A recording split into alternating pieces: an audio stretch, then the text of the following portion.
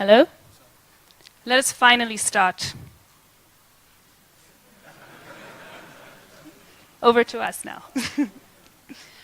Just a few housekeeping to get out of the way. We're hashtagging Road to Davos ZW. The Global Shapers, look for Global Shapers Bulawayo and Global Shapers Harare. YGL Voices, and at WEF, please, and Vimbai Kajese. And let's not forget the sponsors at Capi Talk. And this will be broadcast live on their Facebook, as well on the Global Shapers Harare Hub. Now that we have those housekeepings out of the way, Your Excellency, I'd like to ask you to take a selfie.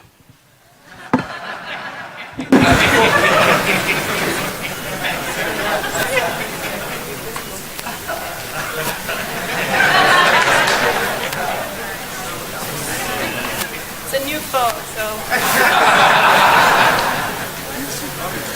There we go. Okay. You want to press? Okay. Yeah, you can press. There you go. Okay, press. Yeah.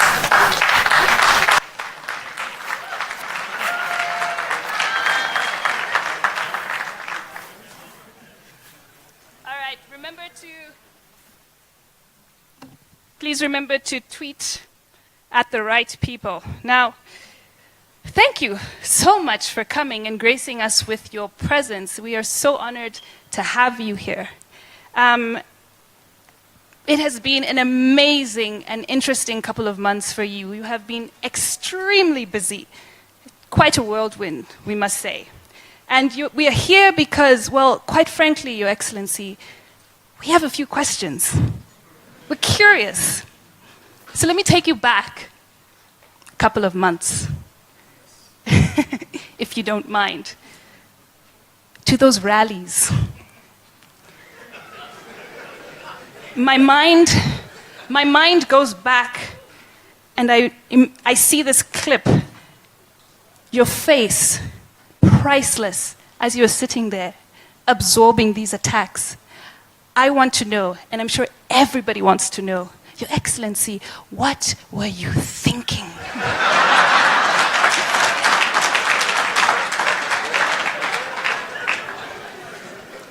Well, first, may I say, I have to acknowledge the presence of my two vice presidents and the ministers who are here, government officials, and the rest of you comrades who are here. Yes, I think that the interface, the presidential youth interface rallies are not complete. They ought to be 10, only we did 9. So they still, I thought this was the 10th one.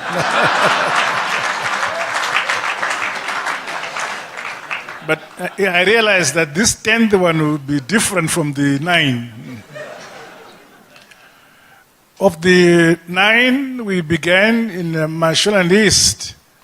As we went on, it became slightly harder, slightly troublesome, and as we went on, it became very worrying. Then, of course, what you have omitted is before the Baba Fields, or the 9th one in is it Baba Fields? White City Stadium in Bulawayo. You have forgotten that I was airlifted to South Africa. That was, I think, the 6th or 7th interface rally. So I have a vice president who says he wants to become president. And I've told him that he needs, to go through, he needs 9 interface rallies. And then he must be airlifted to South Africa. He must become a border jumper. Then, yes, he can be considered to sit here. Any dietary recommendations? Yes, you must always eat African food. Finished, yes. You heard it right there. You heard it right there.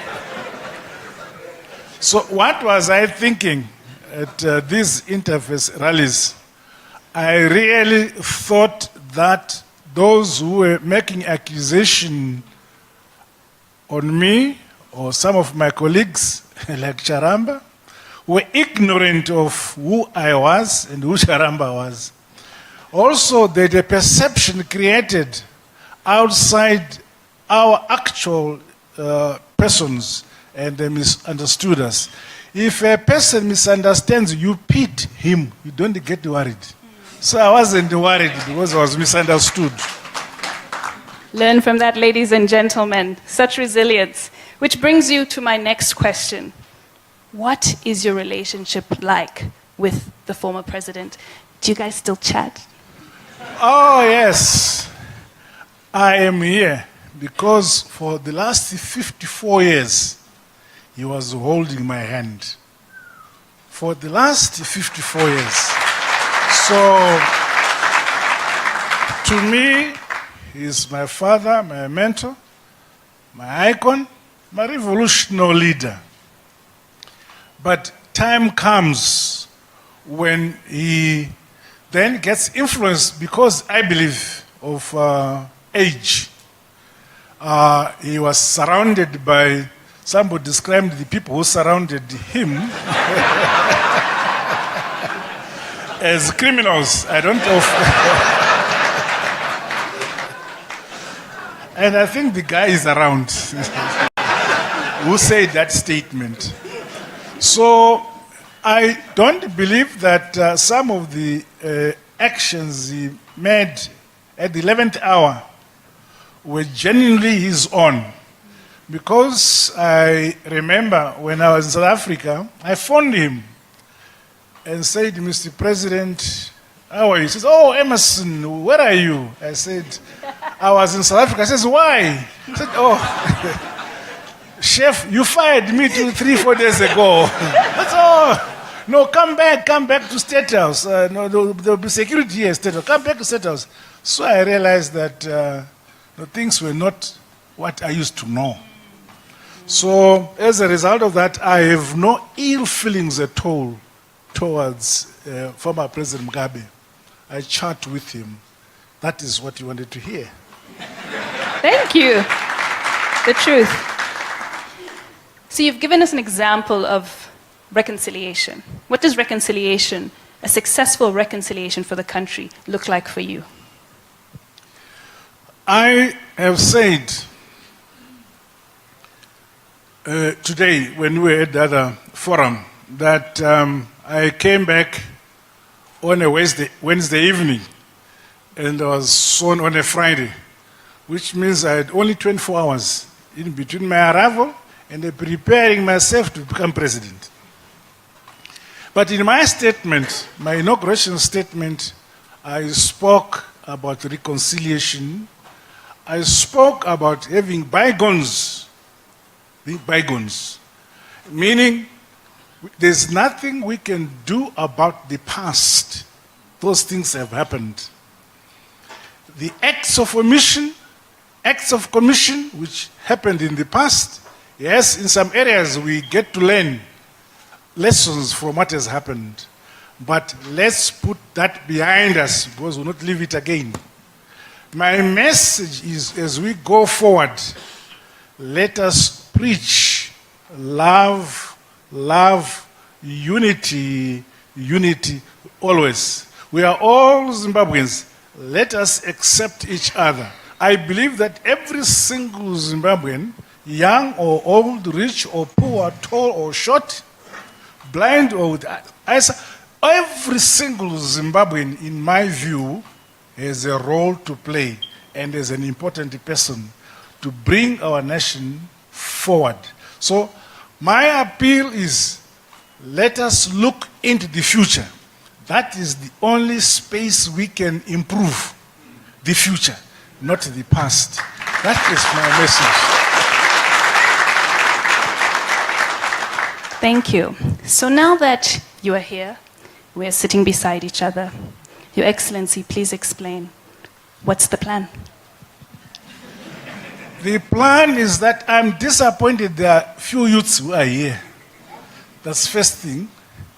The second thing, I believe that wherever the youths are, in Zimbabwe, I say to them, this is a moment where they must speak out, where they must tell my administration what their challenges are, what they would want us to do, what environment they would want my team to create for them. We are good listeners. At least I am a good listener. I'm not so sure about all my colleagues. But I myself am a good listener and would want to listen. And with them dialogue and say, this is where I want to go. But one principle in my own vision is that this nation should not go where it wants to go. This nation should go where it ought to go. Nice or not nice, but we must go where we ought to go. And as a leader, I have a vision as to where the nation should go. Fortunately, my team supports that vision as to where the nation must go. I would want to share with the young people, the younger generation, because we are doing this for them, for their future lives, so that they themselves, when they take over from us, they have a vision of a country that is united, a vision that works and makes sure that whatever they're doing not only for their own good, but for legacy of the generations to come. Thank you, Excellency. Now, I'm going to test your listening skills right now. I want to paint a scenario just to get a bit specific. Let's just say we have a Tendai. Tendai? Yes, a fictional Tendai. Tendai lives at home with one parent, perhaps their mom. They haven't had a real job. They're about 27. They're competing against 20-year-olds that have had internships around the world. In fact, their resume is not up to scratch for international headhunters. On top of living at home, because they live at home, they haven't been able to date properly. So they haven't developed socially in that aspect. My question to you, Your Excellency, and to your team is, what type of enabling environment can your administration create for Tendai so that they can thrive professionally, but perhaps get a real date? There are possibly 2 or 3 things which we must embrace.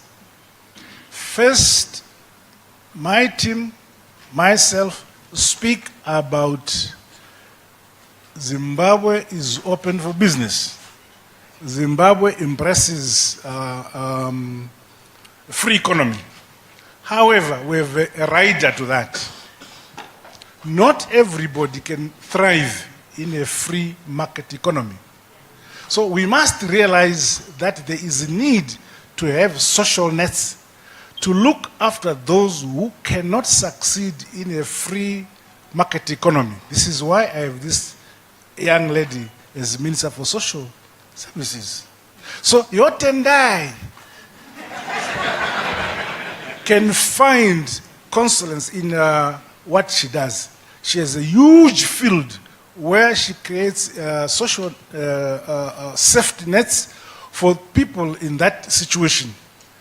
Secondly, we must, just now, you may remember, but last week I think, I had an interface without youth, but an interface with the higher institutions of learning, universities and higher institutions of learning, where I was persuading them that going forward, our institutions of learning should talk to industry, or industry should talk to our institutions of learning, so that the needs of commerce, the needs of industry are addressed when we are molding our youths in our institutions. So your Tendai would go through these institutions and she would find where she fits in order to be marketable in economy, in commerce, in industry, infrastructure development, in ICT. That again will help her find her place. Thirdly, yes, when all those things are there and still she finds she fits nowhere with the family, we have that ministry to look after them and make sure they are given possibilities of resuscitating themselves to be self-sufficient or self-reliant as a family. Thank you. Thank you for that. But I want to challenge you on that, Your Excellency, because realistically, we cannot ignore that the government that is tasked to serve the demographic, there is quite a big age difference. 80% of our population is under the age of 35. We're basically a teenage country. So my question to you, just going back to the fire and the passion you had as a youth, you were passionate, you were forward-thinking, you had drive. And because of that drive, Your Excellency, you brought about a revolution. So my question to you is for the majority who don't have government relations or special relations, how do you involve us with our passion and our drive to serve your government? Well, let me say, situations are not different. When I was young like you, our ambition was, our parents were telling us that there was a time when this country was free and not colonized. And that this country had become colonized, and they felt that if they were educated, they would be able to articulate their grievances about land issue. So from that discussions at home in the village, this is in the early 60s, late 50s, early 60s, we, the young generation of that time, we then felt, oh, we must demonstrate to our parents that we have gone to school and we can fight these people. That was our ambition. At that time, we didn't care about, well, look, we were very young. We didn't even have girlfriends, nor do we have any property to think about. All what we had was what we were putting on. So you didn't care about what was happening, even about your life. You didn't know where you eat tomorrow, where you will sleep tomorrow. But our ambition was to liberate this country. And to us, it was really something deep down. We're committed to doing that. But I don't think it's the same with you. I think your commitment now, if you at my age of 17, 18, 19, is now different. You are thinking about getting married. You are thinking about having a car. You are thinking about having a house. You are thinking about going for a holiday. It's the basics. Oh. Now, for instance, that's exactly what happens. My own children will sometimes say, Daddy, would want to go to Victoria Falls for a holiday. It's not school, this is a school holiday, want to go to Victoria Falls. I say, when I went to school, I never went to a holiday or asked my parents to go for a holiday. Says, you are stupid. You should have asked your mother or your dad to go for a holiday. Then I realized they don't understand how we were brought up. But so there's that difference. As you yourself here, you think that these things are basic. To us, they were in the sky. They were not things which we had ambition for, not at all.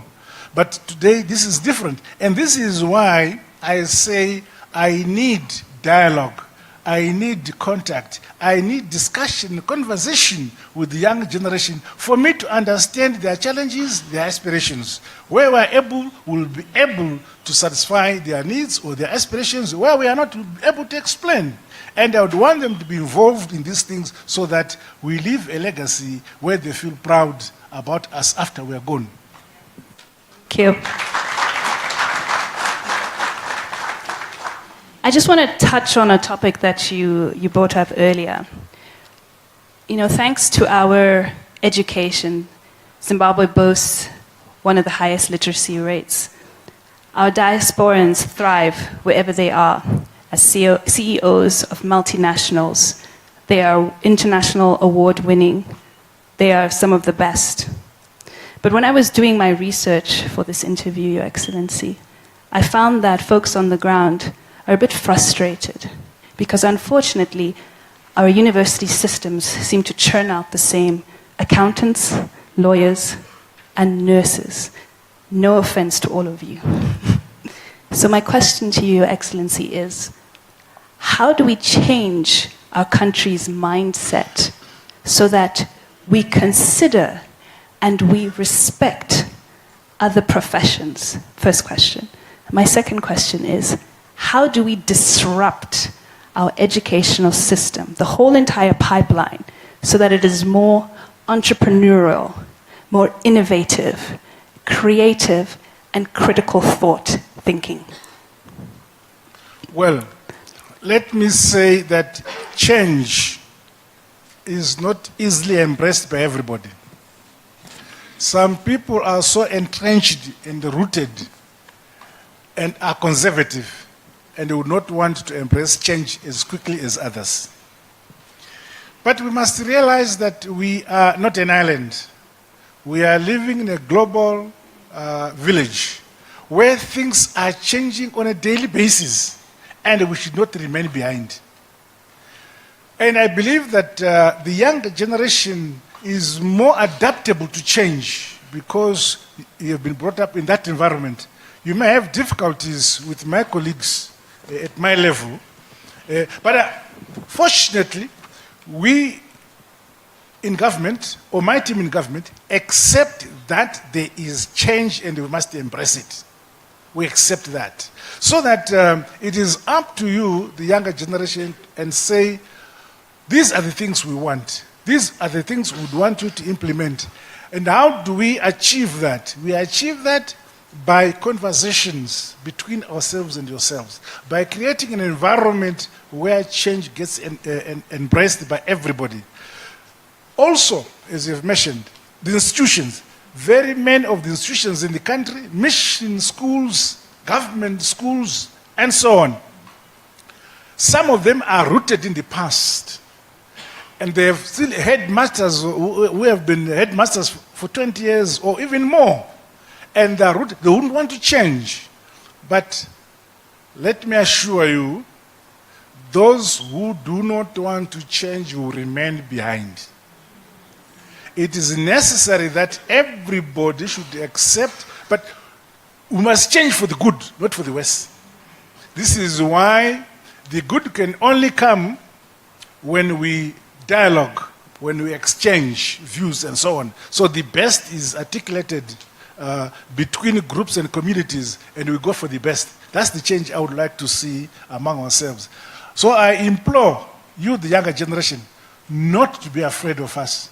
Of course, we can't be afraid of you, but I'm saying, the younger generation, please come forward and say, this is what we want. You heard it right here, ladies and gentlemen. Do not be scared of this new administration.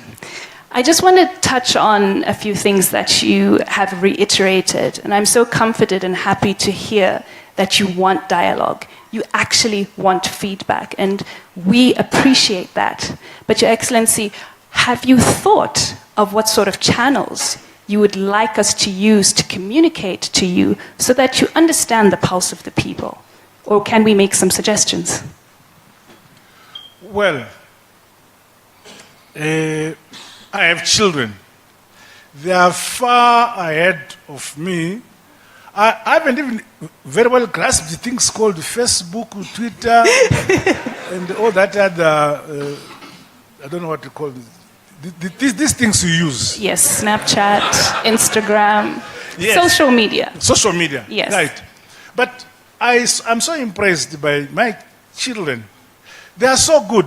They try to upgrade me occasionally so that I also become modern. I know some of my colleagues here may not be as modern as you yourselves are, but honestly, your question is, how do we communicate? Yes. How do we communicate? Among yourselves is easier. You can communicate to the entire world in seconds. When I was your age, when we had to communicate, either you go on a donkey to go to the next village, that's fastest, or you walk. But the system of communication was by word of mouth. This is not there anymore. So I implore my colleagues to make sure they become literate in terms of social media. I'm not that literate, but at least I can move around a bit using social media. So how do we communicate? If you use the most modern methods, we may not be at the same level. But you should yourselves assess where we are and make sure you come to us in a manner, in a communicative manner which we can understand. I don't know what hash means, because there are some stuff. Hashtags. Yes, all those things. You explain. Because these are my two vice presidents. If you ask them, they may not even know what you're talking about. I can see they might be a bit lost. You see? So, but yet they are eager to communicate with you. So you can't give us the burden to say, what form of communication? Let us share that burden and say, how do we communicate? Okay, thank you. So just to add to your request for dialogue, would you consider, for example, once every quarter, a group of our generation, every quarter this group changes, sitting with you, having coffee or tea, and just explaining what is working, what is not working? Would you be open to that, Your Excellency? Well, I should be flexible. We should be flexible. We should not bring around a structure which is fixed and say twice a year we shall meet. Because if we don't meet, then we may take each other to court. Because we have not met for the structured numbers of agreed. But let us agree whenever need arises to meet. I can guarantee you when that happens, I'll always create time to attend to you because it is you, it is the future I would want to put forward. Thank you, Your Excellency. Now, just moving on outward, as we take Zimbabwe to reintegrate into the international community. Reintegration does not just mean foreign direct investment. Reintegration into the international community means reintegrating with our diaspora. So, in any country where there has been a massive brain drain for economic reasons, coming back, reintegrating, assimilating has its challenges. In fact, you can observe this on the micro level, within the family dynamics. It's even the premise of the biblical story of the prodigal son. So my question to you, Your Excellency, is, do you foresee a scenario where there might be a bit of tension or conflict between the brains that stayed and the brains we're about to gain? And if so, what is your suggestion for uniting these two very different mindsets? At the end of the day, what pleases a Zimbabwean who's in diaspora and what pleases a Zimbabwean who remained in Zimbabwe is the level of comfort each one has, whether at home or outside. If the comrade who is now a diasporian outside there, when he comes back and he still finds an environment where he becomes comfortable, both in terms of employment and in terms of health facilities, access to health, access to education for the children, and so on. And he will be okay, or she will be okay. Also, here back home, we are saying to our people, this is a new order where those who have talent, they should exhibit their talent and will be rewarded. It is a situation where we say Zimbabwe has opened doors for those who want to excel to excel.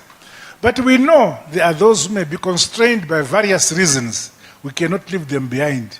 We must have a human face to this new order which we want to create so that everybody finds comfort in this new order. And this can only be achieved as we continue to talk to each other, whether from a diasporian point of view or not. I might just mention that my first port of call after I was inaugurated was South Africa. South Africa, why? Because President Zuma is the current chairperson of SADC. So I went there. But our embassy in South Africa asked for a meeting with me and our diaspora in South Africa. Thousands and thousands of our people came and they had a fantastic and a wonderful interface. It wasn't called youth. It was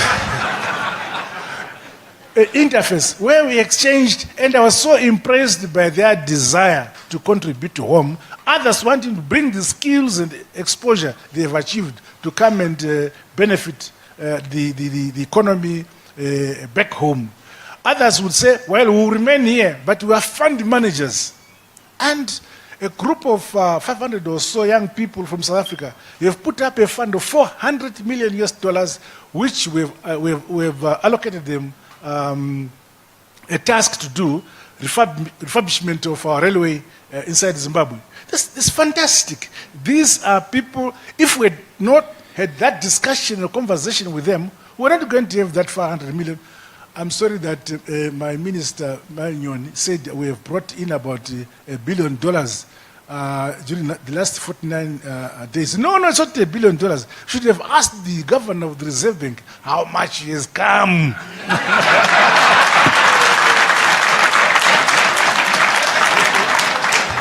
It's many more times than what you've mentioned. Thank you for that. So when you talked about a human face to interface with the diasporans, am I hearing inclinations of perhaps a Ministry of Diaspora? I want a thin cabinet. And the concept of creating new ministries is not consistent with a thin cabinet, which I have already made. The issue is, what are the issues which affect the people in the diaspora? And where can I house them? Understood. Then I solve the answer, yes. Understood, thank you. Now just taking things back onto the home ground, the elections that are coming up in the next few months. Your Excellency, in the past, the youth were used as a tool to intimidate around election times. In fact, this gave the term youth its negative connotations, which were also associated with violence. How do you, Your Excellency, suggest that we, as Zimbabweans, mobilize our youth differently this election cycle so that our skills, our talents, and our passion are put to more productive use to ensure your vision of free and fair elections? My dear young lady, the pastors preach every day. This is what we must do to go to heaven. And so many people go to church. I remember the former Vice President, Mzenda. He went to a church, and the pastor preached so well that several women cried. After church, the Vice President, late Vice President Mzenda, went to this lady and said, "Oh, what really touched you during the sermon?" He said, "I have forgotten." So, despite the fact that we have churches all over preaching love, peace, unity, do you get it on the streets? Not all the time. Yeah, not all the time. You still have people who commit crime. But the 10 Commandments are there. They are violated every day, but they are there. Now, we preach, I can speak for my party. We preach peace, non-violence, but violence continues to be there. It is not because the party or the leaders don't speak about it. If I ask here and say, can those youths who were forced to commit violence stand up? How many will stand? It's a new Zimbabwe, you never know. Those who are compelled to commit violence? None. But it still occurs. So it is necessary that we all, wherever we are, in a private, in a public, at night and day, we speak the same language.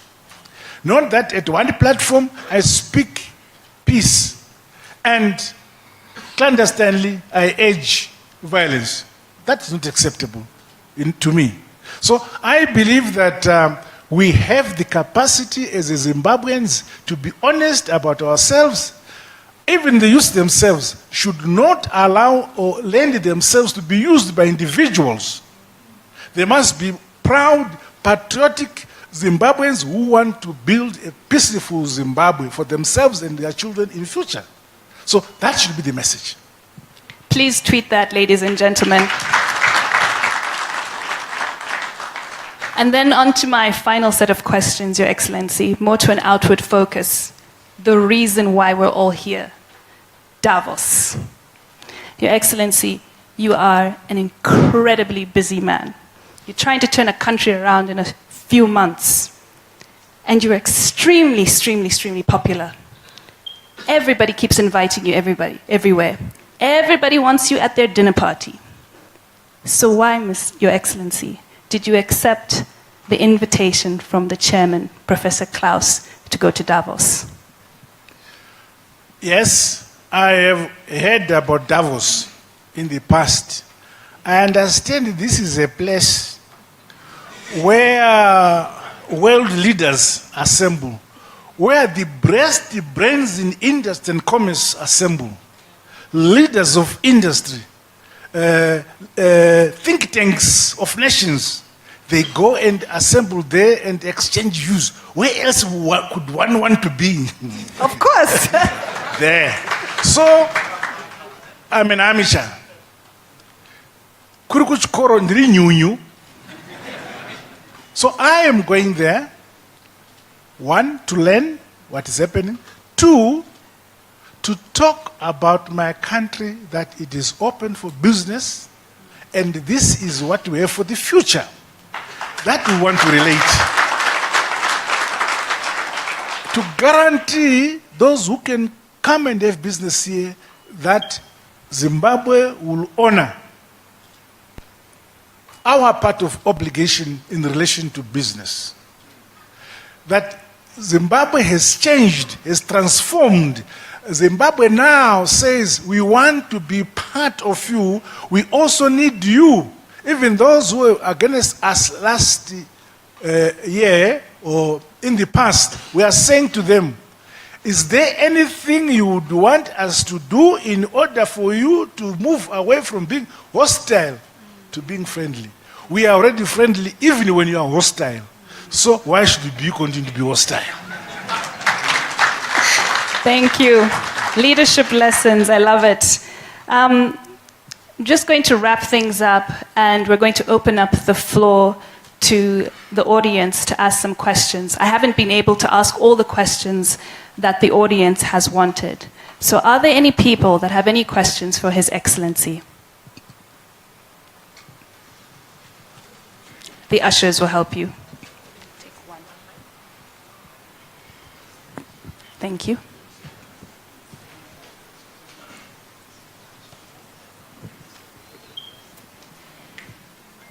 Please state your name, where you're from, what you do, quickly. Ask your question quickly, please. No long dialogues, we're running out of time. Thank you. Thank you. My name is Shone Sumartin Mavesera, and I am from the Rotaract Club. Allow me to read my question so that my command of English is at least par to what I have been hearing. Your Excellency, in this time of economic hardships, there is a light that shines with the emblem of service, the light of Rotary, whose members use their time, talent, and treasure to help those in need. Call on us where humanitarian aid is required, and we will answer. We face challenges in helping people where our funding partners from across the globe find it difficult to remit funds. Even materials face challenges, as the ZIMRA process for exemptions is rigorous and not clear.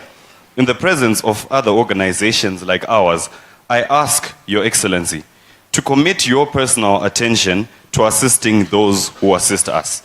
My question to you, Your Excellency, is, in this time that we are trying to be part of a global village, what is the government doing to enable us to be a part of it? If I was to decide today to go and visit South Africa, I wouldn't be able to make the payment because foreign payments are blocked for most banks. What is the government doing? Thank you. Governor?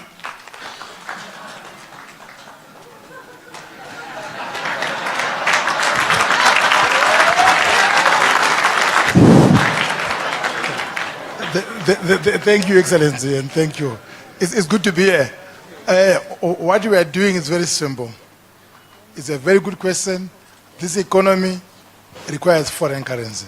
We're all using foreign currency both for foreign payments and for domestic payments. That's unique for any country. What we need to do is to grow the economy, and therefore when this Excellency says that the country is open for business, it means that we need to open the economy, to grow the economy, to grow production, to grow exports, to grow tourism, so that we can increase foreign currency. Money, the bedrock of money is production. If we don't produce, we can't have foreign currency. It's easy as that. And therefore, what we are saying is that it's a symptom that we are talking about. We need to export as much as possible, produce more maize, produce more horticulture, produce more gold. Then when you export more, then you can have enough for ourselves.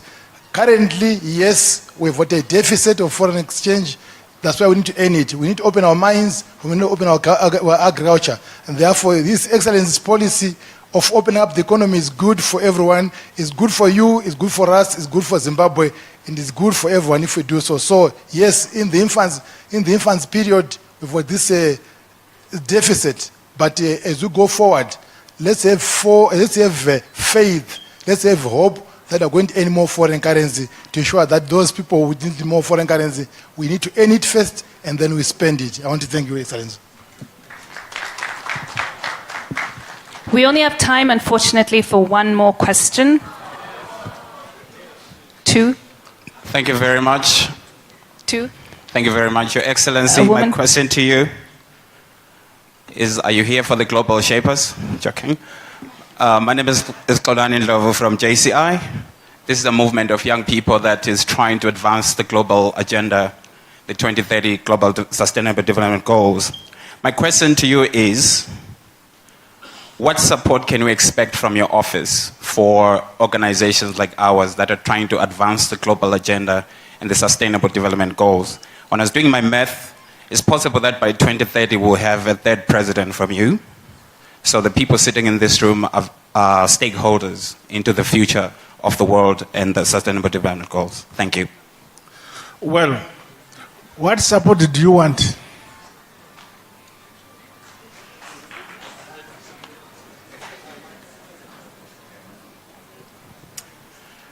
Thank you, Your Excellency.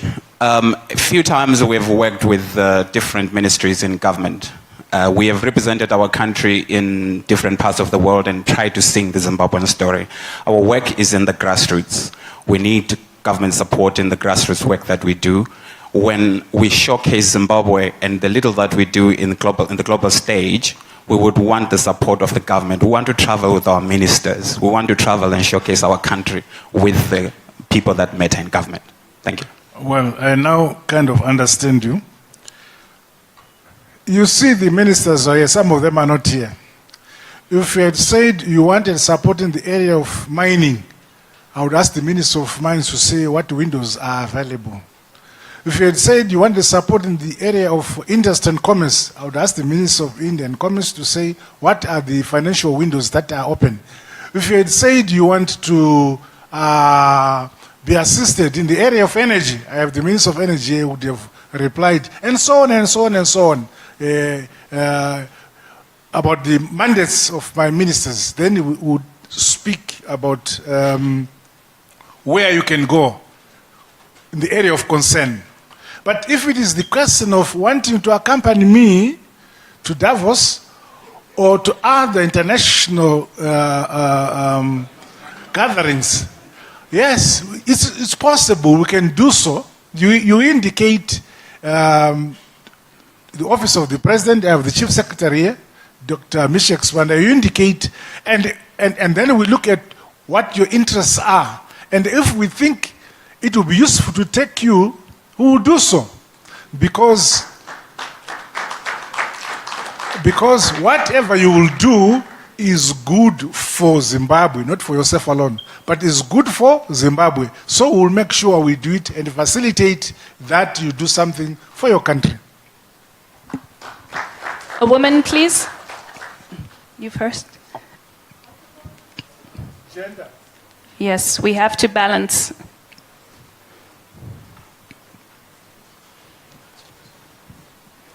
And you can go afterwards, ma'am. Thank you very much. My name is Nicola Grace Obe. I am a law student and mining entrepreneur.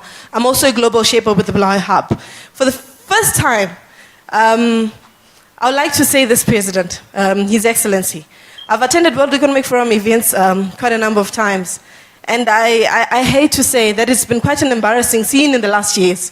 To be a young person with so much vision and passion for this nation, particularly in economic development. I'm a mining entrepreneur, and I'm constantly looking for opportunities. But when we get to the table, especially such platforms, where young people don't have much to say in relation to the development of this economy, and especially the trajectory at which it's headed.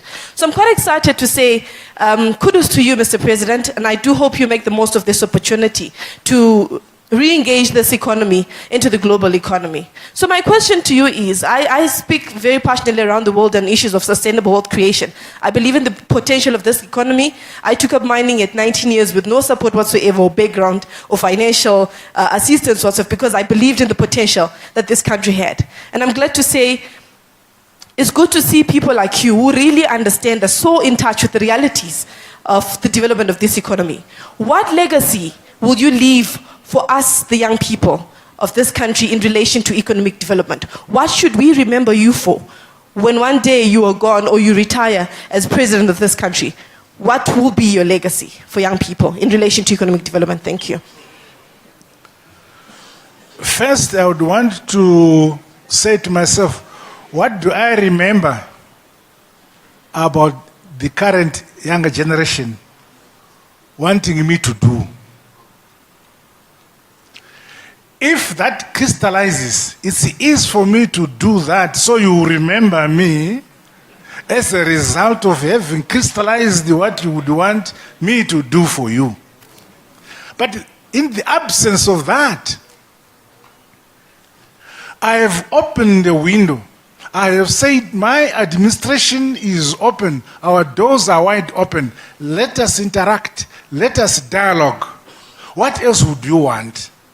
If you can wake up any moment and knock at the president of the state and say, we have issues, and he says, I'll come and listen to you, I'll come and talk to you.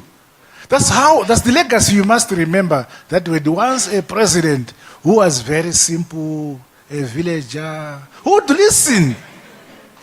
Thank you.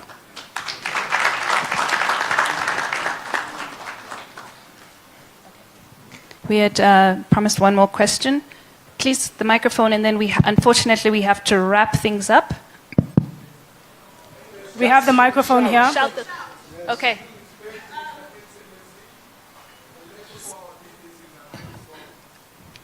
Sorry, I can't. Just a moment, sir. We're handing the microphone to her, please. She was next in line, please. Please. Shout, please. Last question, thanks. My name is Shihira Mutero. I am a lecturer and I'm also the director of publications of an organization called Zimbabweans Africa. The first thing that I want to say is not as a stakeholder of anything, just as a Zimbabwean citizen. You asked us to tell the truth today. The public health sector is in crisis in this country. The public health, not the research, etc., where everything is done excellently. The public health sector is in crisis. What is the president, the executive, going to do about the public health crisis? Harare Hospital on most days does not even have water. We need something to be done. If there's capacity for your presidency to take the ministry under executive administration or something of that sort, something needs to be done about the public health. Thank you very much. It's not only the public health sector that is in crisis. Of course, perhaps that affects you directly. There are many areas in our economy which need immediate attention. But also, the limitation is the availability of resources to address the problems which we have already identified, which challenges we already know. We are going to do that. But also because of goodwill that currently embraces the entire Zimbabwe, currently. We are receiving so much cooperation from our cooperating partners, especially in the area of health and so on. I'm sure if you read the papers today, so how much has been put forward just by one fund. And there are several funds we are discussing with who are willing to come on board, which was not happening in the past. But I can assure you, things will not be addressed as an event. It will be a process. The thing is that from now on, things will begin to improve. The other gentleman, the other comrade was talking about companies being closed every day and sold every day. And again, as the governor was saying, production, exports and exports. As the economy grows, there will be less and less of companies going under, because the economy will be responding to an environment that induces growth.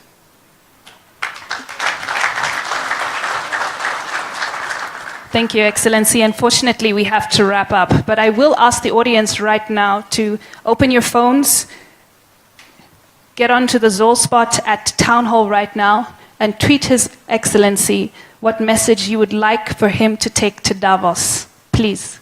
Thank you, ladies and gentlemen. Thank you, Office of the President, Ministers, Your Excellency. We appreciate you spending the time, and we hope that this is the beginning of many more forums to come. This is just a start. Things will get better, and we will have more time. Thank you.